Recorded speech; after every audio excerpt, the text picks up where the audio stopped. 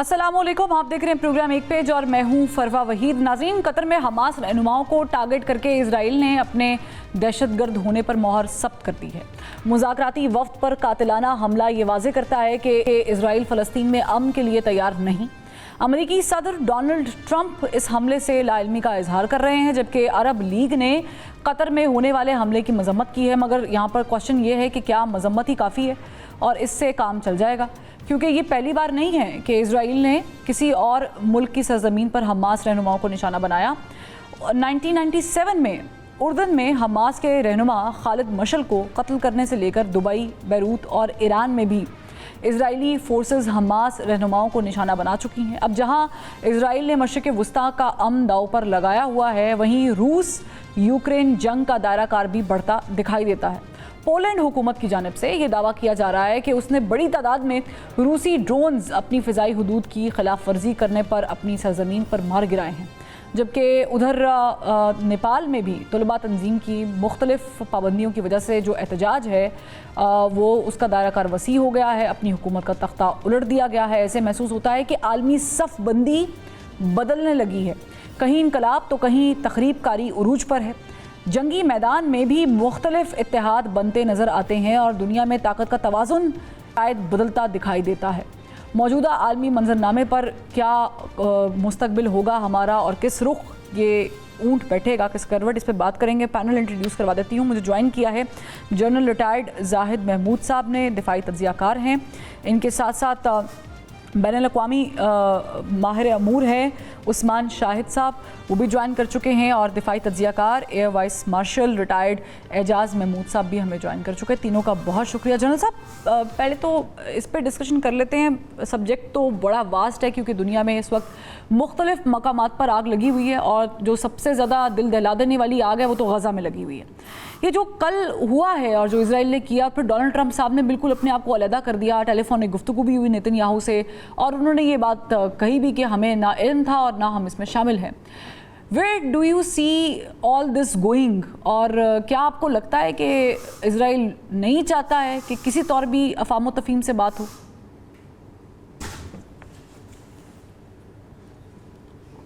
बिस्मिल्लाहिर्रहमानिर्रहीम। सबसे पहले तो Farwa, thank you very much for the invite. और शाहिद साहब को, उस्मान साहब को और एवीएम साहब को मेरा बहुत सलाम। देखिए, इस पर दो तीन अवामिल हैं जी। एक तो इसको हम जो अटैक हुआ है इसको क्लियर, इसको जो कैटेगराइज करना चाहिए वो it's an act of terror जी, state sponsored act of terror. And unfortunately इस एक्ट ऑफ टेरर को एक टेसिट अप्रूवल है of all the forces. AVM साहब आपके साथ बैठे हैं, वो बेहतर रोशनी डाल सकेंगे। विदाउट डोमिनेटिंग द एयर, एक एयर सुपीरियरिटी के बगैर या taking out the defence, air defence system of any country, दुनिया की बड़ी सी बड़ी ताकत भी एयर ऑपरेशंस नहीं करती जी, और इस तरीके से टारगेट्स नहीं करती। फिर जो टारगेट सेलेक्ट किया गया, it is a clear indication कि हमास के वो किसी नुमाइंदे के साथ बातचीत नहीं करना चाहते, नंबर वन। नंबर टू, वो पीस को कोई मौका नहीं देना चाहते। नेगेटिव, वो पॉजिटिव पीस तो क्या, नेगेटिव पीस को भी वो मौका नहीं देना चाहते। एंड थर्डली, उन्होंने जो डिज़ाइन किया हुआ है, जो ग्रेटर इजराइल का डिज़ाइन है, that is on. They are testing the resolve of the Arab nations also, they are testing the unity of Arab nations also, and they are testing कि ये आगे कैसा रिस्पॉन्ड करेंगे। तो ये तो आगे बढ़ रहा है जी। तो this is a very unfortunate. लेकिन हैविंग सेड दैट, कतर ने अगर रिस्पॉन्स नहीं किया या कतर ने जिस तरीके से उसको लिया, कतर को थोड़ा सा आपको मार्जिन और क्रेडिट जरूर देना चाहिए कि at least there is a country in Arab world जो कम अज़ कम पीस के लिए या नेगोशिएशंस के लिए एक एनवायरनमेंट और कोशिश कर रही है। वो they could have stayed out of this whole thing also. अभी भी उनके जो प्राइम मिनिस्टर साहब ने, मोहम्मद बिन रहमान ने जो बयान दिया है वो यही है कि जी वो नेगोशिएशंस को जारी रखना चाहते हैं। बट एक टेसिट अप्रूवल इस गुंडागर्दी कह लें या दहशत गर्दी कह लें, इस जेनोसाइडल को हासिल है अमेरिका की भी। देखें, कतर जो है वो स्ट्रेटेजिक पार्टनर है यूएसए का। That's not an ordinary ally, ना कोई छोटी सी अलायंस है टेम्परेरी फॉर टाइम बीइंग या कोलिशन ऑफ विलिंग है, उसी को इन्होंने आगे बढ़ाया। और ये स्ट्रेटेजिक अलायंस है। This is a forward base जी, this is a forward base, CENTCOM का फॉरवर्ड बेस है जी।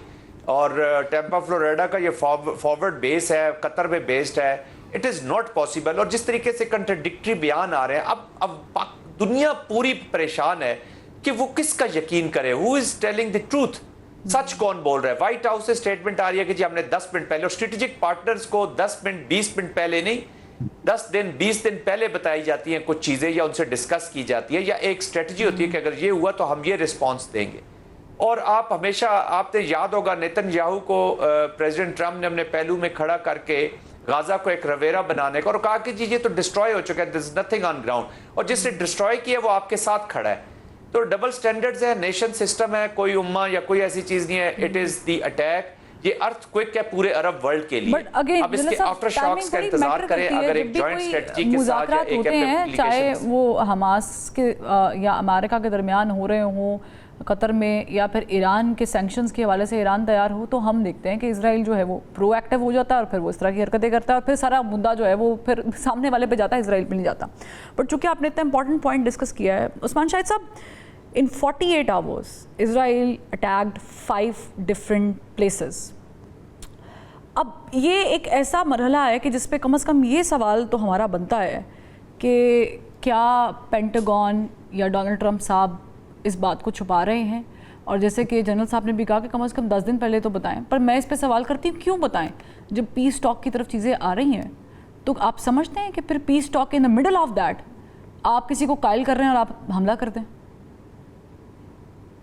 जी, चीज़ें इतनी सादा नहीं है। डोनाल्ड ट्रंप का किरदार जो है बड़ा मशकूक नज़र आता है इस सारे मामले को लेके, क्योंकि हमास की लीडरशिप जो है वो जो भी अपना उनकी बची कुची लीडरशिप है उसकी पॉलिटिकल, उसकी जो कोऑर्डिनेशन है उसको डैमेज करना चाहते थे इजरायली, और साथ में उनका जो बार्गेनिंग पोजीशन है उसको डाइल्यूट करना चाह रहे थे। तो उनको एक जगह के ऊपर इकट्ठा किया गया।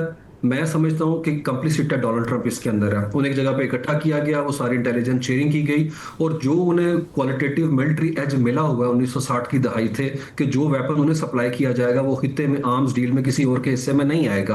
उसके बाद वहां पे सिस्टमैटिक स्ट्राइक होती है, और नाखुश हैं, खबर आ रही है नाखुश है। नाखुश होना क्या होता है? सारी दुनिया नाखुश है इस चीज से।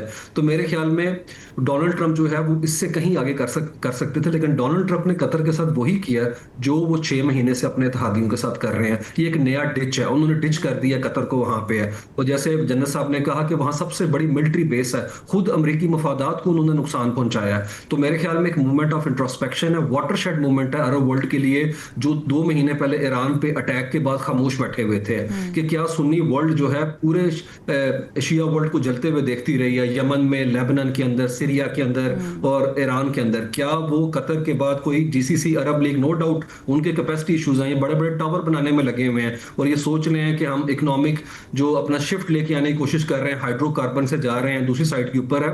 उन्हें सोचना चाहिए कि दफाई सलाहियत के लिए उन्हें पाकिस्तान पे जिस तरह से हमेशा उनका रिलायंस रहा है कि उन्हें अपनी वेपनरी पे, अपने स्टॉक पाइल पे काम करना चाहिए और अपनी दफाई सलाहियत को मजबूत करना चाहिए। हम हाइपर वर्ल्ड के अंदर रह रहे हैं, जैसे आपने बताया कि पड़ोस में साउथ एशिया में क्या हो रहा है, अपराइजिंग नजर आ रही है। ये वो दुनिया नहीं है जहां सफारतकारी कोई बेहतर ऑप्शन के तौर पे बची है। और इजराइल प्रॉपर जो है पैरामीटर पूरे करता है रोग स्टेट के, कि जिसने उस स्टेट को निशाना बनाया जो पार्टी नहीं गजा के हिस्से में, और 2 साल के साल से sorry I am feeling bad to say this, तो फिर ग्रेटर इजराइल का जो कॉन्सेप्ट है वो दैट्स अराउंड द कॉर्नर, फिर तो कोई मसला ही नहीं है। मेरे ख्याल में सीइंग इज बिलीविंग वो इस चीज को बाकायदा तौर पे शोकेस कर चुके हुए हैं। मैं आज भी मानता हूं कि जो स्मोट्रिच कह रहा है, बजालिल स्मोट्रिच कह रहा है, और जो वहां पे बेन गवीर कह रहा है, वो उसके ऊपर अमल कर रहे हैं, अल्ट्रा नेशनलिस्ट है। उसमें तो कोई ऐसी वजह नहीं है। हम जितना मर्जी उसे वेफलिंग कर लें, आए बाएं शाइन कर लें, यूरोप जिस तरीके से डाइकोटोमी और हिपोक्रेसी के ऊपर खड़ा हुआ है, मेरे ख्याल में ये चीजें ऑब्वियस हो चुकी हुई हैं। और डोनाल्ड ट्रंप जो है उन्हें लेवरेज दे रहे हैं। लेस देन 1% पॉपुलेशन इस मुल्क की है, वो पूरी दुनिया को इसने जो है आग में झोंक के रखा हुआ है। तो डोनाल्ड ट्रंप जो है, मुझे लगता है वो पॉइंट मैन है यहाँ के ऊपर है। तो मैं डोनाल्ड ट्रंप हमेशा से ऐसे रहे हैं, आपको पता है, वो नई बात नहीं, जब से ये रियल स्टेट के अंदर थे, न्यूयॉर्क के अंदर है। तो डोनाल्ड ट्रंप का रोल जो है ना, मैं सबसे ज्यादा देखता हूँ कि वो कंप्लीसिट है। 10-20 मिनट क्या होते हैं मेरे ख्याल में। हम इस तरह तो मतलब बड़ा ऑकवर्ड किस्म की वो गुफ्तगू करते हैं डोनाल्ड ट्रंप है। और मेरे ख्याल में कतर इस चीज को अच्छी तरह समझ चुका हुआ है कि जो कुछ हुआ है उसके साथ है, it should not have happened whatsoever. अगर प्रॉब्लम ये नहीं ना उस्मान साहब कि कतर समझ चुका हुआ है, लेकिन कतर को शायद या लेकिन वो बड़ा late, it's too late and too little है, ये भी समझने की जरूरत है। इट्स टू लेट, एग्जैक्टली, आपने कह ही दिया है वो बात। तो इस पे तो बहुत सारी और भी चीजें हैं जो हमें अब देखना पड़ेगा, बल्कि हमें क्या देखना पड़ेगा, ये मिडिल ईस्ट को भी देखना पड़ेगा कि वो कहां पर खड़े हुए हैं, उनकी कहां पर वैल्यू है। और उन्हें चाइना की तरफ चले जाना चाहिए। अगर रोटेटिव मिलिट्री एज है, तो अभी उन्होंने परेड के बाद बता दिया हुआ है कि वो सब्स्टिट्यूट है। Exactly, that's another shift in the world scenario के जो चाइना की परेड हुई और वो सारा कुछ, और फिर डोनाल्ड ट्रंप साहब का जो उस पर रिएक्शन था, as we all expect. AVM साहब, फिजाई हुदूद किसी की वॉलेट करना, कतर ने ज़रा कि मजम्मत कर दी है, पाकिस्तान ने भी वैसे मजम्मत कर दी है इस चीज़ की, और भी ममालिक ने मजम्मत कर दी है, लेकिन क्या इंटरनेशनल लॉज जो मौजूद हैं उसके हवाले से ज़रा थोड़ा सा गाइड कीजिएगा कि इस तरह वायलेशन हो सकती है? देखिए, आज की दुनिया में इंटरनेशनल लॉज कहाँ हैं? माइट इज राइट, और इजराइल की तो ये हिस्ट्री है, और ये जो उन्होंने टारगेट्स लिए हैं, ये इस तरह के टारगेट पहले वो मोसाद की एक्टिविटीज से वो पहले भी इस तरह के टारगेट्स को अपने खिलाफ जो थ्रेट्स हैं उसको दुनिया के मुख्तलिफ हिस्सों में वो न्यूट्रलाइज करते रहे। लेकिन अब उन्होंने ये जो डायरेक्ट सर्जिकल स्ट्राइक्स का एक वतीरा बना लिया है, उसमें बेसिकली वो अपनी पावर शो करना चाहते हैं, वो अपनी रीच शो करना चाहते हैं, और वो ये मैसेज देना चाहते हैं दुनिया को, और बिलखुसूस अरब्स को, क्योंकि बाकी सारी दुनिया की जो हुकूमतें हैं वो तो इजराइल को सपोर्ट ही करती हैं। तो वो ये मैसेज देना चाहते हैं कि हमने जिस चीज़ का तहैया किया हुआ है, हम वो हर कीमत पे कर गुजरेंगे, हमारे पास उसकी वेर विदौल भी है, हमारे पास उसका स्ट्रेटजिक प्लान भी है, और हम अपने खिलाफ किसी तरह की रेजिस्टेंस को कहीं पे भी जो है वो उसको। लेकिन इनिशियली एवीएम साहब वो तो ये भी कहते थे कि Hamas is the main problem, root cause तो हमास है। पर मैं अगर आपसे पूछ लूं कि चले एक मिनट के लिए हम ये अज्यूम कर लेते हैं कि Hamas is out of scene, Hamas नहीं है, खत्म हो गया, आपने जो हमास के साथ करना था वो हो गया, आपने हौसियों के साथ जो करना है वो हो गया, व्हाट्स नेक्स्ट? देखिए, हमास तो आज प्रॉब्लम है ना, उन्होंने अपने टारगेट्स को प्रायोरिटाइज किया हुआ है। आज अरब मुल्क जो हैं वो अमेरिका के साथ अलाइन हैं, अमेरिका के साथ वो उनके ट्रेड रिलेशनशिप हैं, अमेरिका के साथ उनके मुआहदे हैं, तो आज वो मुल्क उनको कोई थ्रेट पोज नहीं कर रहे। आज उनका फोकस सिर्फ ईरान पे था या ईरानियन स्पॉन्सर्ड जो ये आउटफिट्स थी। अब वो जब इन थ्रेट्स से वो फारिग हो जाएंगे तो फिर वो इन मुल्कों की तरफ आएंगे, क्योंकि उन्होंने तो वो सब कुछ कर गुजरना है। This just matter of time. और मेरे ख्याल में एक्चुअली उनके पास भी, उनके ऊपर भी, अमेरिका और इजराइल के ऊपर भी एक टाइमलाइन की जो है एक उनके ऊपर भी तलवार लटक रही है, क्योंकि दुनिया जो है वो बड़ी तेजी से मल्टीपोलैरिटी की तरफ जा रही है। तो यानी कि हम ये जो तवाज़ुन है दुनिया का, उसको थोड़ा सा जो एक स्केल पर ऑलरेडी दुनिया मौजूद थी, अब आप कह रहे हैं कि वो शिफ्ट हो रही है। जैसे कि उस्मान साहब ने भी जिक्र किया परेड का, वैसे मैं इसमें एक और भी चीज़ ऐड कर देती हूँ। जी जी। तो जब दुनिया टोटली शिफ्ट कर जाएगी, उसकी टाइमलाइंस कुछ कोई कहा नहीं जा सकता, लेकिन it is writing on the wall. तो जब अमेरिका का वो इन्फ्लुएंस नहीं रहेगा, तो उसके बाद शायद इजराइल के लिए किसी बड़े ब्लॉक के किसी इत्तेहादी के खिलाफ लड़ने का, देखें जब दुनिया बाईपोलर थी तो एक तरह का मिडिल ईस्ट में भी ताकत का तवाज़ुन किसी ना किसी तरह रहा, लेकिन जब से 90s के बाद जब से दुनिया यूनिपोलर हुई तो अमेरिका की पॉलिसी मेकिंग ज्यूज के पास है, अमेरिका की इकोनॉमी, उनका मीडिया ज्यूज के पास है। तो बाकी आम आवाम उनका तो कोई जो है, वैसे तो बहुत बड़ी डेमोक्रेसी है, लेकिन ना तो उन लोगों का कोई इंटरेस्ट होता है इंटरनेशनल पॉलिटिक्स में, वो अपने डोमेस्टिक इश्यूज के ऊपर पॉलिटिक्स कंडक्ट करते हैं। और ज़ायनिस्ट जो हैं वो इन्फ्लुएंस करते हैं अमेरिकन पार कॉरिडोर्स को, और वो हमेशा उनको ये जो है सपोर्ट मिलती रही है और मेरे ख्याल में मिलती रहेगी। लेकिन ये तो अगर आप कह रहे हैं कि हजारादारी ख़त्म हो जाएगी अमेरिका की, तो फिर शायद इजराइल का जो ज़ोर है वो भी टूट जाए। बट वो गालिब साहब ने फरमाया था, हज़रत गालिब कहते हैं कि कौन जीता है तेरी जुल्फ़ के सर होने तक। तो मेरा ख्याल से ये इस पर थोड़ा सा गौर करने की भी ज़रूरत है। जनरल साहब, मुझे अब अगले इशू की तरफ आते हैं, क्योंकि हम एक जंग को तो डिस्कस कर चुके हैं। नेपाल बड़ा क्रूशल इस वक्त हालात है वहाँ पर, और उसका एक पैरामीटर तो ये है कि स्टूडेंट्स बाहर निकले हैं और बेरोज़गारी और करप्शन के ख़िलाफ़।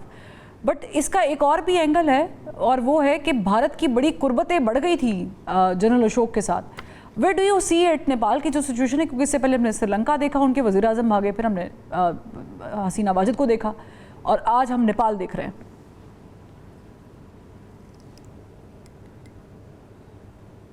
जी बिल्कुल, situation is not that good, और जिस तरीके से वो स्टूडेंट्स अपने आप को एक्सप्रेस कर रहे हैं, बट एक चीज़ याद रखिएगा, ये जो भारत है जी, इसके they are a chameleon state. ये गिरगिट की तरह इतने रंग बदलते हैं, ये कुर्बतें भी बढ़ाते हैं और उनके दुश्मन भी हो जाते हैं। श्रीलंका में इनका डुअल फेस आपने देखा, टामिल्स के साथ जिस तरीके से ये पहले उधर टामिल्स के साथ भी उनको शय भी देते रहे और साथ मिलिट्री का भी सपोर्ट करते रहे, और दैट्स वाई राजीव गांधी के साथ जो हुआ, फिर सिखों के साथ इनका चीज़ें चलती रही। आपने इंदिरा गांधी का मर्डर देख लिया, तो बांग्लादेश के बीच में इनकी स्टूज गई है, तो ये वॉर तक और कहीं भी पहुंच सकते हैं।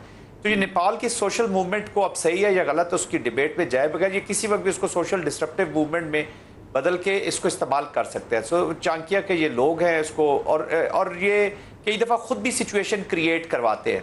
सिंपैथी तो दिखाते रहे ये गवर्नमेंट के साथ, बट अभी ये स्टूडेंट्स की जो मूवमेंट, इस तरह की जो मूवमेंट्स हुई है, फंडिंग तक की इतलात आ रही हैं कि ये उसको थोड़ा सा बढ़ावा भी दे रहे हैं, क्योंकि नेपाल आपको पता है रीजन में ना अभी उनके चाइना के साथ ठीक है इश्यूज चल रहे थे, बट एनीवेज ये जो हेजमोनिक इसके डिजाइन है, इसके बीच में अब ये छोटी छोटी स्टेट्स भी आड़े आ रही थी, और यही प्राइम मिनिस्टर अभी चूंकि पिछले दिनों सार्क की भी बातचीत इन्होंने की है, कुछ इस तरह के इशारे दे रहे थे कि जिस तरीके से ये थोड़ा सा चाइना के साथ अपनी चीज़ों को ठीक करके आगे पिवट भी होने की कोशिश करें। But this is Jio politics, ये सोशल डिस्ट्रप्टिव मूवमेंट्स भी हो रहे, बट हैविंग सेड दैट, ये देखिए एक लेसन लर्न भी है सब लोगों के लिए, इस रीजन के लिए। एक जो स्टूडेंट्स हैं वो अपने आप को एक्सप्रेस कर रहे हैं करप्शन के खिलाफ, वो अब उसको चेंज चाहते हैं, वो एक परपेचुअल स्टेट ऑफ डिप्रेशन या परपेचुअल स्टेट ऑफ डेप्रीविएशंस में नहीं रहना चाहते। बट अनफॉर्चुनेटली ऐसी मूवमेंट्स का जो अंजाम होता है, या इस तरह के जो आप हैंड ओवर करते हैं, नई गवर्नमेंट्स आती है, अरब स्प्रिंग को भी हमने देखा एक डिफरेंट फॉर्म में, तो at the end of the day क्यास और क्याटिक चीज़ें जो है वो बहुत हो जाती है। इसलिए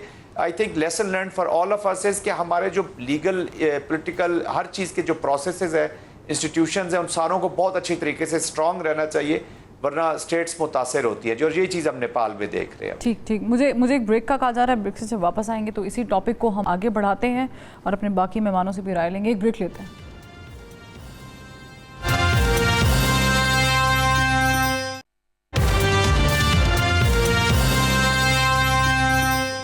वेलकम बैक। ब्रेक पे जाने से पहले हम जो दुनिया में मंजरनामा तब्दील हो रहा है उस पर गुफ्तगू करते हैं। उस्मान शाहिद साहब, जैसे कि हम जब अरब की बात कर रहे थे तो कहा यह गया कि it is a litmus test.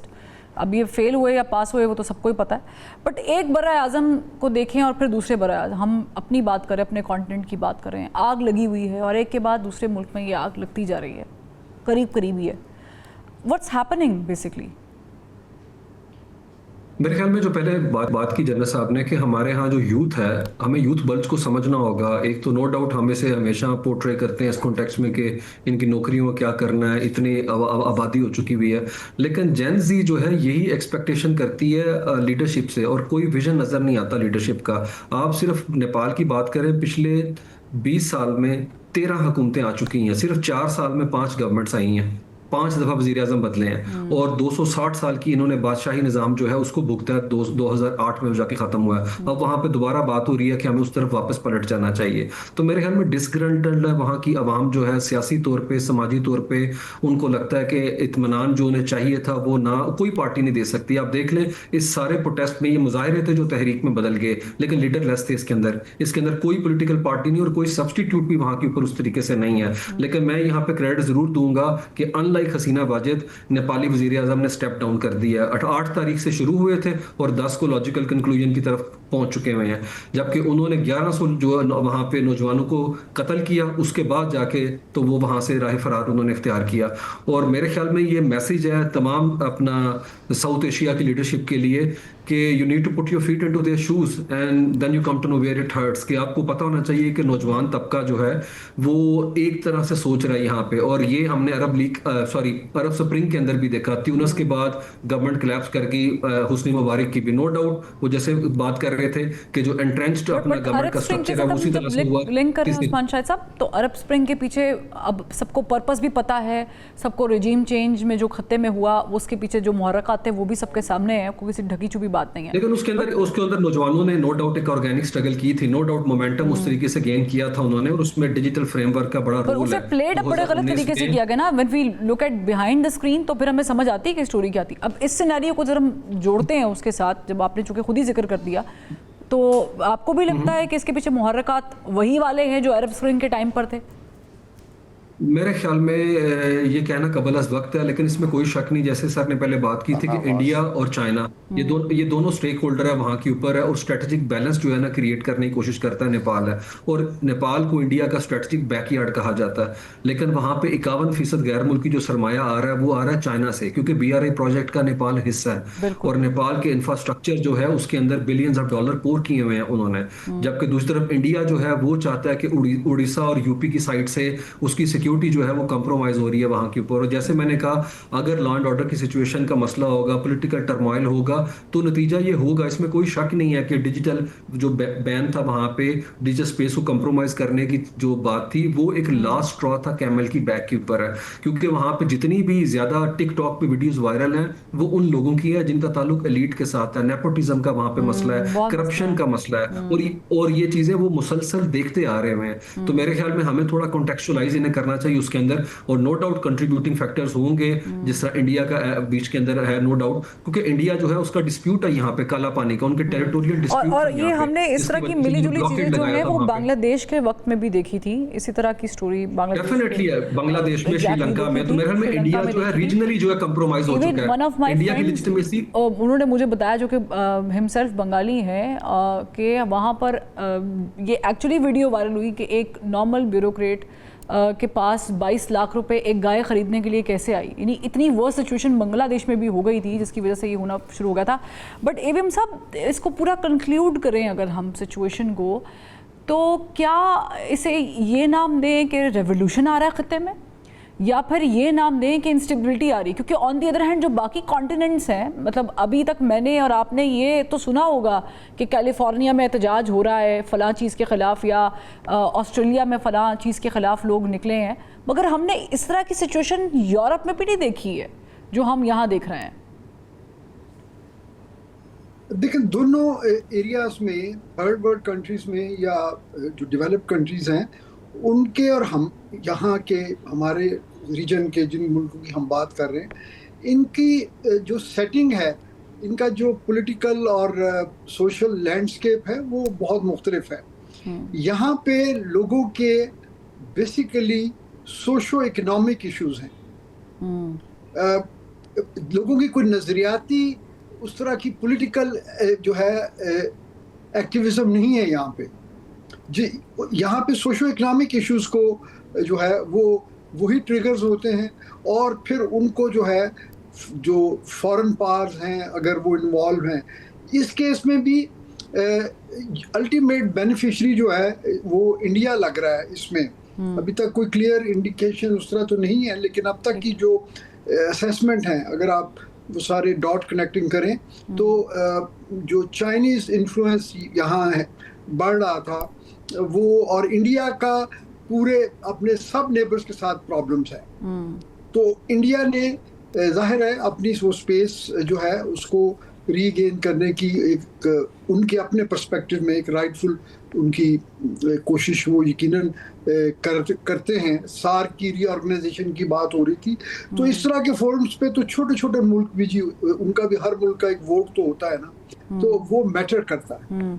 लेकिन बहरहाल ये टर्बुलेंस जो है ये थर्ड वर्ल्ड कंट्रीज में और नॉन वेस्टर्न कंट्रीज में ये ज़्यादा है, और उसके ऊपर जो सबसे बड़ी जो है मेरा ख्याल है जो की ड्राइवर है, अगरचे इसका नेपाल वाले इशू से तो कोई डायरेक्ट रेलेवेंस नहीं है, लेकिन मैं ग्लोबल कॉन्टेक्स्ट में बात कर रहा हूँ कि प्रेसिडेंट ट्रंप का जो आना ही है उसके बारे में बड़ी क्लियर ये लास्ट जो है जनवरी ऑनवर्ड ये सारे जो सीरियस एनालिस्ट हैं दुनिया भर में वो यही प्रेडिक्ट कर रहे थे कि ये जो नेक्स्ट 4 years हैं वो बड़े टर्बुलेंट होंगे सारी दुनिया के लिए। ठीक। बज़ाहिर तो वो जंगें ख़त्म करने आए हैं, लेकिन उन्होंने सारी दुनिया को जो है वो एक शेक डाउन जो है और हमने देखा environment कि में जो डाल लास्ट दिया। अलास्का समिट, पीस समिट में जो उनकी पुतिन से मुलाकात हुई थी, वो भी कोई खास सूदमत नहीं साबित हुई। हैविंग सेड दैट, जनरल साहब, वो जो पुतिन वाला मामला था, ऐसा लग रहा है कि व्लादिमीर पुतिन साहब जो है उनकी is eyeing for the next target. और जैसे कि मैंने अपने इंट्रो में भी खबर डिस्कस की थी कि पोलैंड ये दावा कर रहा है कि उन्होंने अपनी फ़िज़ाई हदूद में मार गिराए हैं रशियन ड्रोन्स। आप समझ रहे हैं कि एक तरफ ज़ाहिर है कि गज़ा वाला मामला, फिर मिडल ईस्ट की पूरी सिचुएशन, और फिर हम साउथ एशिया का डिस्कस कर रहे हैं, साथ ही ये वाला जो मामला है रशिया वाला, जो थम नहीं रहा, रुक नहीं रहा, ये प्रोलॉन्ग होता हुआ दिखाई दे रहा है आपको?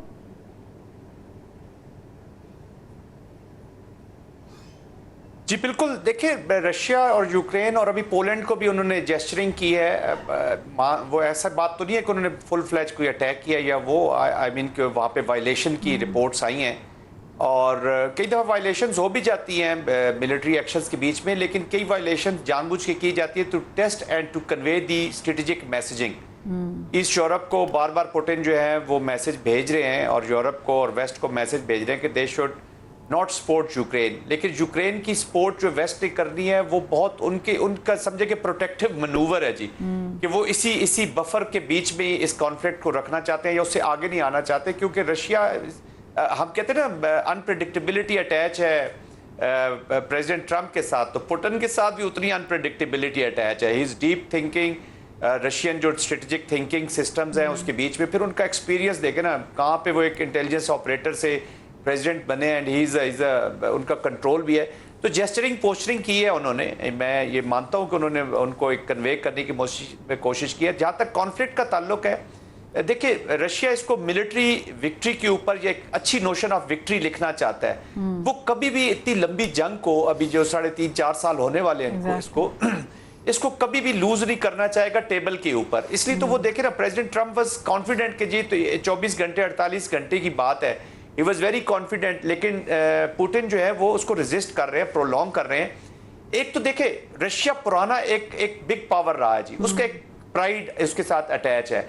उसके अलावा उसकी इकोनॉमी के ऊपर जो जिसने जंग लड़ी है, इकोनॉमी को अपनी एक्सटेंशन देना चाहता है, और अभी तक उसके जो जख्म भरे नहीं है, जो डिसइंटीग्रेशन हुई, वो कहीं ना कहीं अपना प्रेशर जरूर रखेंगे। तो मैं तो इस कॉन्फ्लिक्ट को थोड़ा सा प्रोलॉन्ग इसलिए देखिए ना, कॉन्फ्लिक्ट कई दफा खत्म भी हो जाते हैं नेगेटिव पीस के साथ। नेगेटिव पीस का मतलब यह है कि बंदूकें तो बंद हो जाती हैं, लेकिन जो कोर इश्यूज है ट्रम्प वो कभी रिजॉल्व नहीं होते। आई डोंट थिंक सो कि पुतिन कोई ऐसी चीज पे एग्री करेंगे जो उन्होंने एरियाज कब्जा किया या कैप्चर किया, जो चारों जो उनके प्रोविंसेस ब्लास्ट उन्होंने लिए, तो they will never surrender on that. और वेस्ट को भी वो कह रहे हैं कि आपने अगर कोई टर्म्स एंड कंडीशंस करवानी है, वॉर रुकवानी है, तो stay close to the my terms and condition. तो वो आई थिंक थोड़ा सा प्रोटेक्टेड कॉन्फ्लिक्ट रहेगा, मे बी टेम्परेरी एक पॉज उसमें आ भी जाए। साहब जो हैं, उस्मान साहब, इस पे आप भी रोशनी डालिएगा। अनप्रेडिक्टेबल मुझे इसलिए नहीं लगते क्योंकि is very clear about the targets, और हम देख रहे हैं कि अमेरिका ने, ट्रम्प साहब ने बड़ी कोशिश भी की है, लेकिन वो उस तरफ आए नहीं जिस तरफ ट्रम्प साहब लेकर आना चाह रहे थे। तो फिर इसका क्या हल होगा? जी, अपना Putin has been very clear, क्योंकि 91 के बाद कोई जवाब नहीं बनता नाटो का, और कई दफ़ा मैं कह चुका हूं कि जिस तरह वारसा पैक्ट जो है वो ख़त्म हो गया सोवियत यूनियन के डिबाकल के बाद, तो नाटो को कैरी करने का मतलब ही ये था कि इनके अज़ाइम जो हैं यूरोप के वो मुख्तलिफ हैं। और उस वक्त तो नो डाउट जो एक उन्होंने अंडरस्टैंडिंग थी, पैसिव अंडरस्टैंडिंग, के वो ईस्टवर्ड इसको एक्सपैंड नहीं करेंगे, लेकिन ओवर द ईयर उन्होंने सारा जो है अपना ईस्टर्न यूरोप जो है उसके अंदर शामिल कर लिया। यही बफर जोन बचा यूक्रेन है, और तीनों तरफ से घिरा हुआ है पहाड़ों से रशिया। एक साइड से अपना खतरा है, और इसी साइड से ही पहले अपना जर्मन आ गए, और इसी साइड से नेपोलियन आ गया। तो मेरे ख्याल में पुतिन जो है 2013 में भी 14 में जब उन्होंने क्राइमिया को अनेक्स किया, और अभी डोन्सबाक रीजन जो है वो किसी सूरत में 20% प्रीमियम जो एरिया है जिसको उन्होंने अपने कब्जे में ले रखा है, और वहाँ के ऊपर यूरेनियम के एनरिचमेंट के जो अपना चाहिए तो यूरेनियम है उसके ज़खायर है वहाँ के ऊपर। यूरोप के 60% वहाँ के ऊपर जो है कोल के रिजर्व्स हैं। और मेरे ख्याल में डोनाल्ड ट्रंप ने भी ज़ेलेंस्की को जो मुलाकात की जिसमें यूरोपीय भी काउंटर पार्ट्स मौजूद थे, उन्होंने रेड लाइन लगा के बता दिया था कि इसके आगे कोई बात हो सकती है तो कर लें, उससे पीछे नहीं। और मेरे ख्याल में पिछले 10 दिन पहले हमने जो देखा बीजिंग के अंदर जो मुजाहरा किया गया है, मैं उसके कॉन्टेक्स्ट के अंदर भी देखता हूँ ये पोलैंड तक है, तो वो नो डाउट स्ट्रेटेजिक सिग्नलिंग यहाँ पे दे रहे हैं कि किसी सूरत के अंदर मैं बैकफुट पे नहीं आऊंगा। और पिछले 3 साल के बाद उन्होंने गेन किया है, कंसोलिडेट किया पार को, कोई बड़ा डेंट उस तरह से नहीं पहुंचा।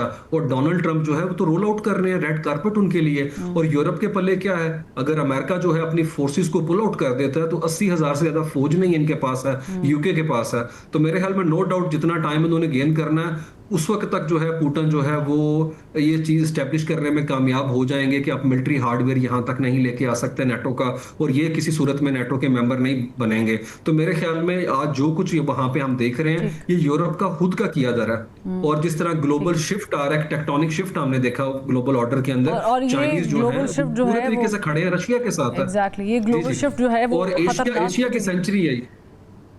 जी जी, क्योंकि ये ड्रैगन जो है उसने साबित कर दिया हुआ है कि इकोनॉमिक साइड के ऊपर देख लें तो पिवट अपना चाइनीज अपना एंड के ऊपर है। दूसरी तरफ हम देख लेते हैं, और ये अभी हम बात कर रहे थे अरब की है, ये 2022 के अंदर इन्होंने रिप्रोचमा साइन कराया बीजिंग के अंदर सऊदी अरेबिया का और ईरान का। और मेरे ख्याल में अल्टरनेटिव ऑप्शन की तरफ देखना पड़ेगा मिडिल ईस्ट को, वो ओवर रिलाई कर रहे हैं। ओवरऑल अगर हम इसको सम अप कर रहे हैं तो ग्लोबली एक बहुत बड़ा पैराडाइम शिफ्ट है, जिसपे जाहिर है कि मेरे तीनों मेहमानों ने बड़ी गहरी नज़र थी उनकी, और उन्होंने डिस्कस भी किया। जनरल रिटायर्ड जाहिद महमूद था, बहुत शुक्रिया। उस्मान शाहिद साहब आपका भी बहुत शुक्रिया, और AVM रिटायर्ड एजाज महमूद साहब हमारे साथ मौजूद हैं, उनका भी बहुत शुक्रिया। नाजरीन, अब हो ये रहा है, आर्मी देखें ब्रेक पे जाने का कहा जा रहा है, ब्रेक से जब वापस आएंगे तो सैलाब डिस्कस करेंगे कि एक तरफ जो वेस्ट के लिए इशू है वो है यूक्रेन और रशिया की वॉर, जो कि प्रोलॉन्ग नहीं होनी चाहिए, जिससे विड्रॉ करने का कहा जा रहा है रशिया को। ऑन दी अदर हैंड यही वाला मामला अगर हम गजा की तरफ डिस्कस करते हैं, मिडिल ईस्ट की तरफ डिस्कस करते हैं, तो वो सिनेरियो चेंज हो जाता है। और फिर जो साउथ एशिया में हो रहा है उसकी तो कहानी एक नई खुल गई है। तो सीम्स लाइक कि ये दुनिया इस वक्त जो है वो अपने डिफेंस को मजबूत करने के चक्कर में शायद बहुत सारी चीज़ें जिस पर खेला जा रहा है उसे ख़राब करते जा रहे हैं, और इसमें तमाम ममालिक का हाथ है कहीं ना कहीं। पीस को मेरा ख्याल से पीस मॉन्गर होना चाहिए और पीस को प्रमोट करना चाहिए इंस्टेड ऑफ वॉर्स। एक ब्रेक लेते फिर वापस आते हैं।